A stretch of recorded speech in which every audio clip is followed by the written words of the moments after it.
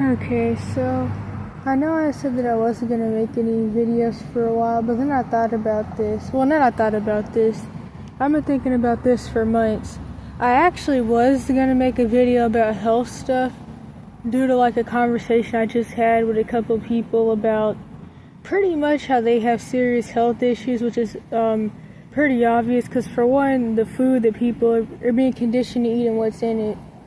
But they were talking about that and how they were literally like, really they could drop dead like any minute, and doctors have been gaslighting them about it for however many years. It's really just the food and stuff and the metabolic issues, and I was going to talk about that and add in some parts from a video I was supposed to make like probably a year ago, but still haven't. But then I was like, nah, I should talk about this other thing I've been thinking about for some months that I feel is probably more important in some ways, but both are pretty important. It's going to be controversial as a usual video and go along with how most people live in a butterfly land, wait a minute, a la land butterfly world. I don't know what I was about to say, but people really don't like reality, and part of the reason that they don't is because they rather believe in this butterfly, unicorn, golden grass, lost city of El Dorado. Well, honestly, that's more real than any of the bullcrap people claim is real, but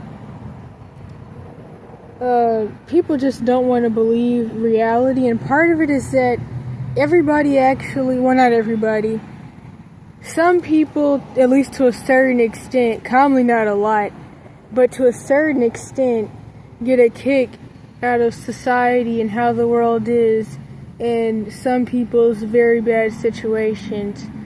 And when you tell the truth about anything, people just get mad about it, or they just get upset, or they just act like it's just because you're traumatized or something bad happened to you. And as I always say, I really hate when people make things that didn't even happen to me about me, but I overall hate when people like try to make things about me as if I'm the only person that anything bad has ever happened to, as a way to excuse and downplay the very real reality of the world and what happens to billions of people. But that's how people are. Kind of like how Allie Carter says that she really couldn't see herself dating anybody anyways because of the realities that she has about the world that most people can't accept. So anyways, now I'm gonna start. The reality of, I guess I could say self-unalivement, that's probably not gonna be the title. I'll probably just like use code spelling for the title. But I've been thinking about this for months on end. And I know people aren't gonna like this, but this also can kind of go into limerence, codependency, being desperate, the cycles of life, trying to use people and whatever else to fill voids that's never gonna work, God-sized voids, and how it's all accidental manipulation. So for one, I know a lot of people aren't gonna like this, but realistically, it's nobody else's job to really keep you from unaliving yourself.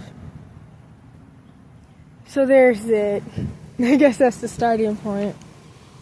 Like, I'm not even talking about mental health professionals, although I wouldn't even, if you have common sense, you wouldn't tell them if you feel that way anyways, because you're just going to get locked up and drugged on neurotoxin substances that are going to make your issues worse and actually really make you depressed because you're going to have serious metabolic issues, most likely type 2/metabolic syndrome until you switch over to pseudo type 1. What was the other thing?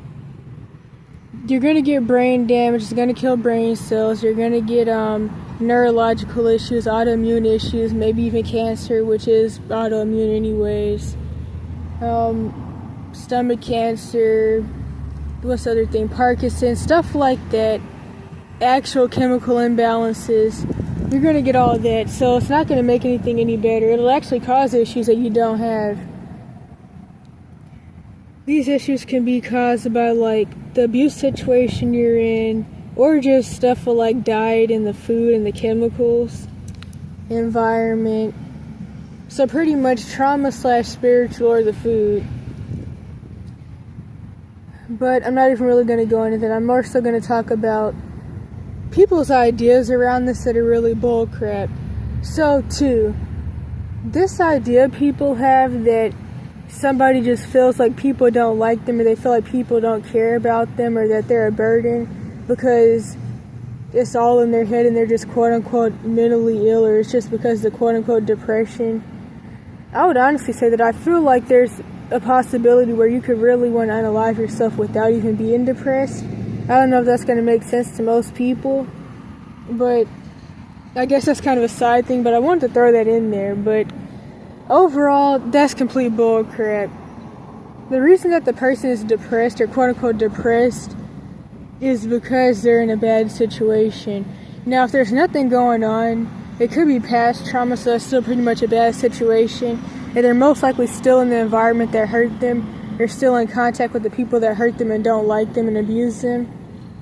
But if there really is nothing going on that people feel like should be making the person depressed, which really is never the case, then it's the food. But typically it's like, it's a mix of the two, trauma/the spiritual side, and the food and metabolic issues and parasites and bacterial overgrowth, mold overgrowth, brain damage, which you get from the drugs anyway, so it's like a double whammy. But it's not like, how do I put this? Because I know I was thinking about it months ago and I was putting it really good in my head and it was making sense to me. But like, it's really stupid to say that somebody who's acknowledging that the people around them don't give a crap about them is just all in their head, and it's just the effects of the mental illness lying to them. First of all, your thoughts don't lie to you. If you have thoughts in your head that are lying to you, then they're the thoughts of demons, or maybe even the parasites are trying to get you to take yourself out. I don't know. But usually that's going to be spiritual, or maybe possibly you have multiple personalities and you're like splitting, but that could even be spiritual too. But it doesn't necessarily always have to be demonic, as many people may think. Having multiple personalities is really just something that's going to happen from trauma. Most people do. But demons can attach to like the wounded emotions and the MPDs and stuff.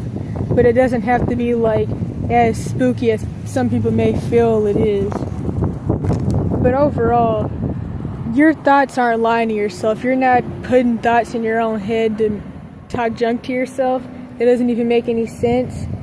And 99.9% of the time, it's the reality anyways. People need to stop making people feel like them accepting that the people that they have in their life don't give a crap about them is like just the illness, quote unquote.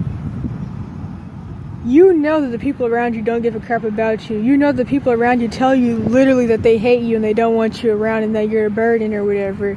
Or you can just tell that they don't really like you. They like throw weird, shady remarks at you about you and your life situations, and then they just label it off as jokes or whatever, or something that's even way more worse and more serious, and even something like that.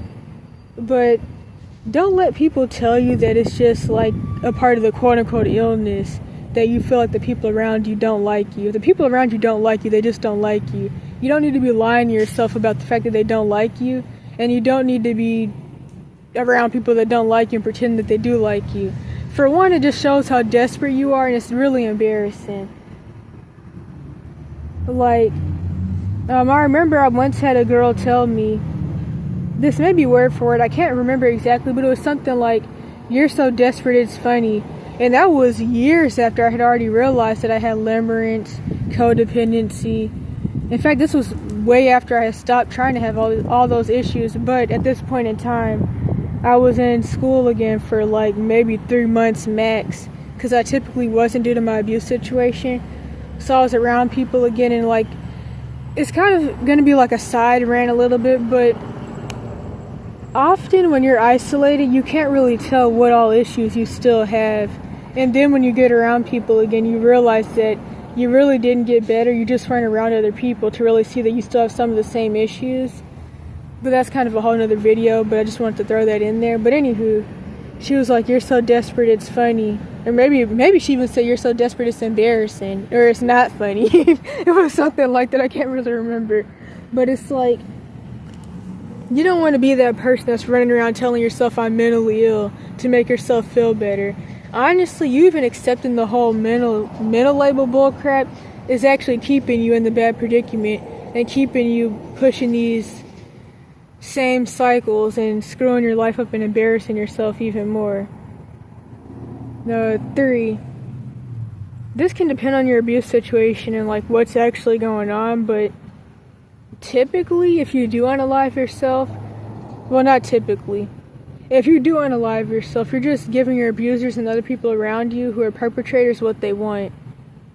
And then the other things that go along with that is that depending on your type of abuse situation, like maybe if it's like a cash for kids system, mental label Munchausen situation, or maybe even if it's not, you unaliving yourself is going to be used as proof that you were crazy, and it's going to be used to smear campaign you, and or it's going to be used for abusers to gain pity off of you and be like, "Woe is us, our victim," which of course you're not going to say that, but our victim took their self out to escape the abuse. Another thing, this is a thing that a lot of people think about, if they even believe in this, but the reality is that taking yourself out isn't a way out. It's just a fast track to hell. And to be truthfully honest, that's going to be even worse. A lot of people who like convince themselves that the afterlife isn't real will tell themselves that once they take themselves out, they're going to have like peace and harmony, but that's not even true. Really, there is no way out. That's really the reality. There is no way out. It's not over until it's over. I'm trying to think of what else I could say. But, that should have been the number 1, maybe. I'm trying to think. Okay, so if I can remember this, I'm going to edit this in. The screenshot, or one of the screenshots from the video, or the re-upload from maybe 2022 about my relative smear campaigning me all over the internet, along with the help of the police and what's that lady's name? Nancy Grace and plenty of other people, but she's the main one I remember anyways. But when that happened and that person was like, "Dang kid, you are the family scapegoat. I wish I had some good advice I could tell you." I can't remember all of what they said, but the part where they were like, "Nobody loves you, but nobody loved me either." That's the reality. People will push this narrative about people wanting to unalive themselves. That's like, oh, you just feel like people don't care about you and that nobody cares. Nobody does care.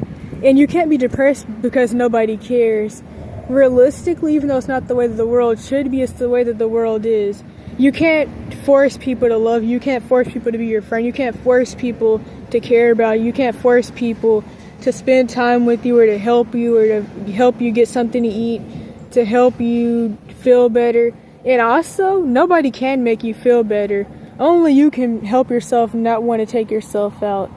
And I know that there's like some serious situations where you're like, I don't know, caged to like a radiator heater in somebody's basement that you don't even know. Of course you're going to be upset in situations like that, but especially in these situations that are really minor, or like you could get yourself out or there's nothing really going on, you got to figure that out. I mean, either way, you got to figure something out for every situation, but especially where the situations are like easy to figure out and it's not like something extremely complex, like, I don't know, trying to get out the cash for kids system, planning how to run away or escape abuse, something like that.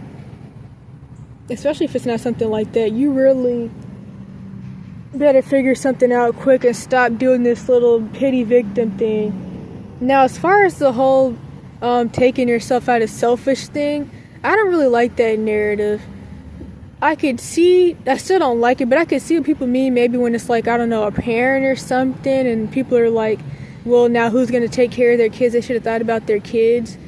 I could see that, but it's still stupid even then, because it's like, I mean, for one, as I've always said throughout the years, you should be living for yourself and for God, not really for your kids. Because the thing is, if if you base your whole life off of like, okay, I'm keeping myself alive for my kids, if something happens to your kid, you're going to lose your mind, and it's going to cause a lot of issues. And also, that means you're going to be parentifying your kid, using your kid as an emotional incest, using your kid for emotional incest, I don't know how else to put that, using your kid as a surrogate spouse, all those different things. You're going to be parentifying your kid because they're supposed to be your support system, which most people have kids to manipulate somebody or to use them anyways. So people have kids because they have a mixed baby fetish. They think babies are cute robot dolls, and they want somebody to beat on and sexually assault when they want to, or they just want to like baby trap somebody, or even maybe they got baby trapped themselves thinking they were going to baby trap some dude. That's why most people have kids, but also people have kids to use them as a friend, because a lot of people, they have this mindset, which is that their parents may not care about them, but their kid will always love them and care about them, even if nobody else does, which honestly that's not even really that true, but due to cognitive dissonance, maybe for a while the kid will, but after a while the kid may wake up, maybe not. But either way, that's not the mindset you should have. That's the mindset most people have when it comes to having kids and getting pregnant, and that's living for your kid in a very bad way, or having your kid to live for you, I guess. I guess maybe I'm kind of like making it more confusing than it has to be, but overall, you shouldn't be living for your kid or for anybody else. Like, for example, some people like certain stuff going on, certain issues going on, will be like, I'm going to have a friend, or I'm going to get this friend in, or a boyfriend or girlfriend, and now that I'm with them, now I have a reason to be alive, and now I'm not going to take myself out, or now I'm not going to go do something stupid because I have this boyfriend or girlfriend or whatever. And then if something happens to them, or if they break up with you, then you lose it. You're trying to unalive them. You're trying to unalive yourself. And people can't fill God-sized voids. Nothing can. And you can't be using other people like that.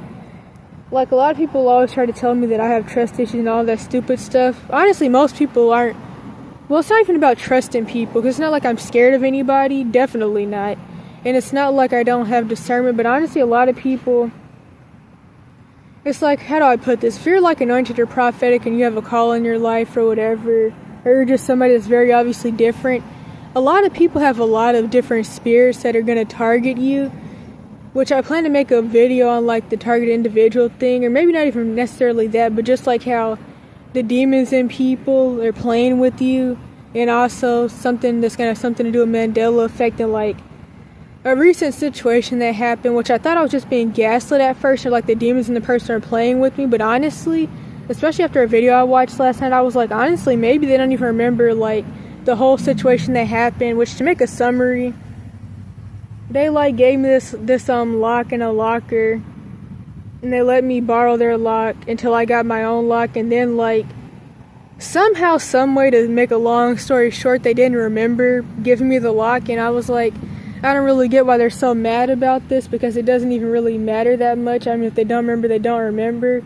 But I guess, I don't even know really how to put it. I guess maybe they felt like I robbed them somehow, or just, I don't know. They felt like I was trying to like manipulate them in some form or fashion, which I really feel would be weird to even do all over like a lock and a locker. It's really weird and kind of hard to explain, but at first I thought that the demons in the person were playing with me, but honestly now I'm thinking like Mandela effect.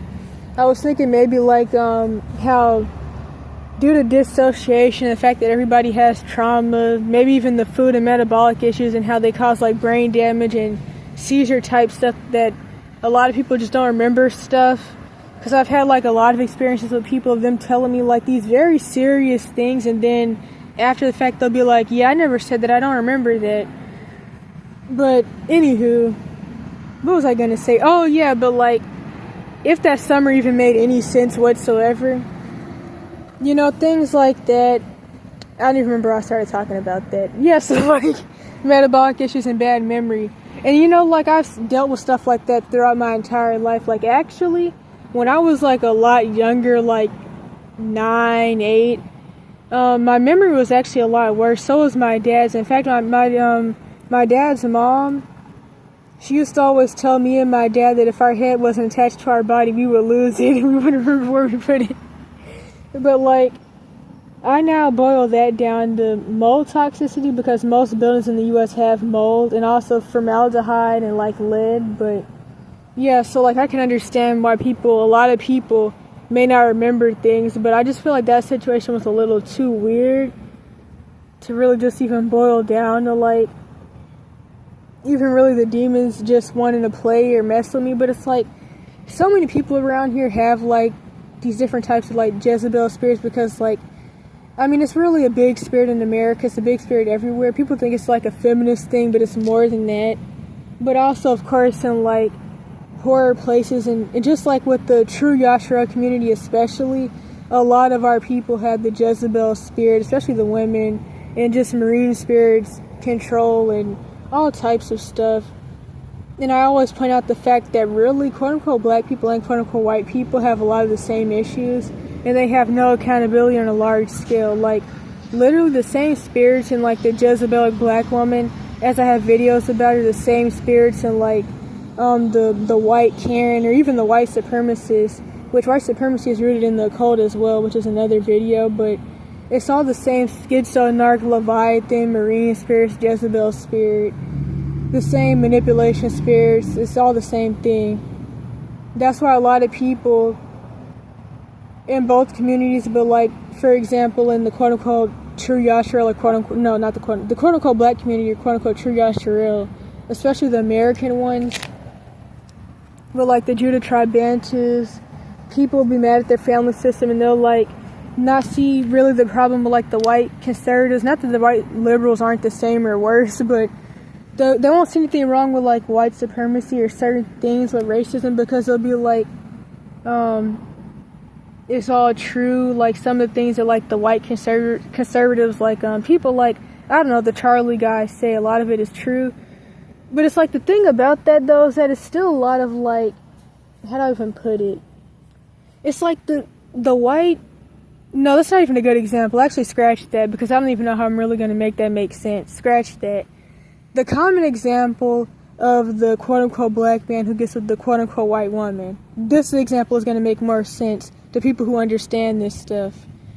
So, he's mad because of his Jezebelic black mom and all the trauma that she took him through, which is understandable, but he's also Jezebelic himself. So he goes and gets with a white woman because he feels like it's going to be different. And they get together, both of them, because they have the same spirits, because the white supremacy spirits are the same spirits that are under like the Jezebelic black house nigger stuff, to make a long story short. And so he gets with a white woman who is Jezebelic as well.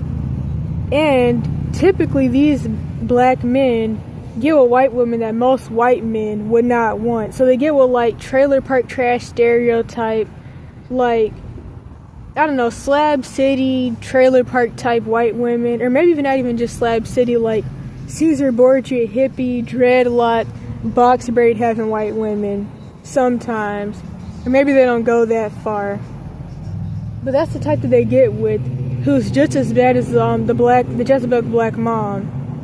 Which is why a lot of people with mixed kid trauma, specifically from the black man, white woman, have really the same experiences as people with two quote-unquote black parents, but they just commonly don't know that, especially if, like, for example, they're from, like, a place where there isn't a lot of quote-unquote black people, or they have, like, negroids, but the negroids are African people. So that's still different culture, different people, different ethnicity.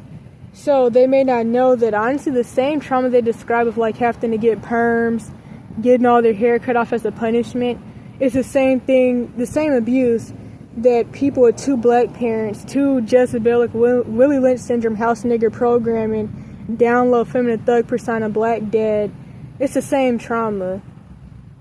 But a lot of them don't know that, because they didn't really grow up in the stereotypical quote-unquote black community, or they just grew up around completely white people, quote-unquote, and white culture, because really black and white is just two different cultures. Unless you're in the South, then it kind of merges together, because as the higher level serpent seed Caucasians always say, the real white supremacists at the top, quote-unquote black people really learn a lot of their culture from southern white people, which most of the quote-unquote black population is in the South anyways, which is why they have this guns, Bible Belt, to a certain extent, because True Yasharel, of course, were the founders and creators of the Bible anyways, so I don't really like the whole white supremacy thing where you like even give Caucasian Europeans the credit for the Bible or really any religion, but still, the flipped around Protestant and pagan Roman Catholic gospel, guns, what else is it? I can't remember the rest of it, but people know what I mean. Like, the saying that's very true that southern black people really learn all their little stereotypical culture stuff from southern white people, or really black people learn their culture from poor white people in the South. But anywho, I don't even remember why I got to that point, but wait a minute, hold up, now I'm confused. Why did I bring that up? I know I mentioned the mixed baby fetish. Anyways, same trauma, different people, or two different ethnic groups. Same thing, whether a lot of people know it or not. Like, I even know, like, a couple mixed street kids, like, that talk about how they didn't learn how to start doing their hair and do, like, hygiene and keep up their hair until becoming homeless, because once they got out their abuse situation, they weren't, like, being shamed for their hair and having to get perms or having to get all their hair cut off as a punishment or being forced to get locks. But it's like they seem to not know that really people who aren't mixed go through the same thing. That's why I identify with people with mixed kid trauma, because really a big part of mixed kid trauma is often seeing the bull craps on both ends, especially when it comes to the whole quote-unquote black dad, white mom. But anywho, people want somebody else to like make them feel better and fill their voice instead of fixing their own issues. Don't remember why I really brought that up, but going back to another thing I was saying though, people will say the whole you just have trust issues and you're just paranoid thing, which the people that say that are never safe people. They're always very half safe people that are either completely predatory. No, some of them are completely predatory. Most of them don't see anything wrong with the very not okay things that they do, but really I think it's because their mindset is a mindset that's popular in the world of like, don't heal from trauma. Well, not even don't heal from trauma, that's easier said than done, but don't know the realities of trauma and why treating people like crap and treating your kids like crap is bad. Most people see it as okay and as discipline, especially in areas like where I'm at now, because it's very normalized under religion and stuff. Yeah, I don't know what else I was going to say with that, but one of the things about it though is that years ago I started to realize more and more that I didn't even really want to do the whole friend bullcrap anymore. Not just because it was like codependency and being buddy-buddy with everybody and trying to like have friendships with people that I didn't have anything in common with anyways. And also because typically due to the situations I'm in, even when I was in the abuse situation, I'm typically pretty isolated. I'm never around people my age. But also because, like, I didn't really want to even get into the cycle of using people to try to fill voids and trying to, like, make friends with people just to, like, accidentally use them or for us to accidentally use each other. It's not worth it, and I really don't even like it. And also, honestly, a lot of the games people play is just too confusing to me, and I don't like having to go back and forth in my head about whether I'm the bad guy, whether they like me or not. And you know, like, people talk about the symptoms of BPD, although typically people don't even know the term borderline personality disorder. They just think bipolar, even though really, I already have a whole playlist about it, but the bipolar label is bullcrap. You're typically never going to meet anybody who actually has all the symptoms of that. And a lot of times when people describe symptoms that they think is bipolar, they're actually really describing borderline personality disorder, but they don't know it because most people don't even know about it. And it's honestly a disorder, or quote-unquote disorder. Really, let me rephrase it. It's a set of symptoms that you can get from trauma at any point in time, and that you can also lose and get better and not have anymore at any point in time. But like, a lot of this stuff is BPD type stuff, but also it's like, do you really even have those issues, or are you just around people that make you BPD-ish? Are you around people where you have to argue back and forth in your head about whether they like you or not, and stuff like that, all the things that go along with that? And honestly, it's like sometimes I do fall back into it, not on a large scale, because I'm just not really in the situation where I'm around people, especially people my age enough for that. Not that that's necessarily by choice, because I'd rather not be around a bunch of like older people with serious issues who are setting their issues, especially the 40, sometimes 30-something plus ones, where a lot of them are like DL, chomos and stuff. I'd rather not be around those people, which reminds me of the video that I still have to make about that last Let Me Help You Lunatic situation that I've been trying to avoid for months, but kind of got re-pulled into somewhat due to like some lady who's been falling into these cycles of desperation for years. But I don't want to be using people in these types of ways, and it's really just kind of stupid at the end of the day, because in the end you get nothing out of it. A lot of people are just like destroying themselves and other people, and they think that like people think it's just the way of life. This kind of goes into the brainwashing and the trauma-based mind control that everybody's under. Everything that's not good is normalized, and the world's just a screwed up place. And if you realize that, people are going to hate you, and they're going to see you as like the bad guy and the Debbie Downer. Like, for years I've had people just sitting around waiting for me to take myself out because, quote unquote, I'm depressed. Like, I remember maybe on the part 5 channel, or maybe the part 6. No, I think the part 5, I can't even really remember, but when I was in school for maybe 3 months, no, this was after that, so I already wasn't in school anymore, but there was this one boy who was in school when I was in the Jim Crow self-confined placement, and he was like, he told me about how his dad was a diagnosed narcissist. A lot of people didn't like him because, honestly, he was very Jezebelic himself and very mean, but I mean, people say I'm mean and rude, so I guess it's whatever. I could say maybe he's up front and he curses too much, and it could come off pretty rude, but I remember a lot of people had issues with him because something he was doing that people didn't like. Usual story, essay by his cousin, the usual stuff that happens. I mean, like I always say though, most people I met in GA have been essayed, male and female, just like where I'm at now. And honestly, here and in GA, I can understand why, because all the dudes are weird pretty much. Very few dudes in this town aren't DL chomos who are in love with their own kids, but I'm not even going to go into that. Anyhow. What was I going to say?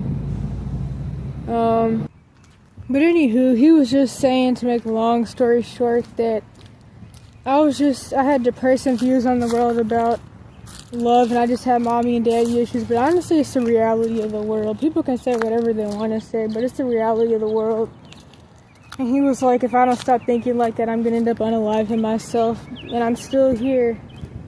And that was at least, I don't even know if that was even 2023, it may have been, I don't know, probably 2022, but the latest here, it could have been, was like 2023, and I'm still here, so, and that's the thing that goes back to the original point. I noticed that a lot of the narratives when it comes to people wanting to unalive themselves revolves around people lying to themselves to make themselves feel better, and telling themselves that the reality of their situation and their surroundings is just a part of the quote-unquote illness. Telling people that it's not true that people don't like them. Telling people that it's not true that nobody cares. Telling people that they're not a burden to the people around them. Now, as far as the idea that, like, taking yourself out will make the world a better place, that's probably, well, not probably, that's definitely not true. The world is still going to be a terrible place. But, it's just, like, everything else, though, it is true. It can depend, though. I can't speak for everybody's situations, but typically, there's going to be a reason you feel the way you do. And like for a lot of people that don't have like really horrible family systems, school is the issue. A lot of people get depressed about grades, or they get depressed about not fitting in a bullcrap trauma-based mind control fashion show. The school system is there to brainwash you and prepare you to become not even really just a worker. It's honestly deeper than that. It's the first branch of the Cash for Kids system.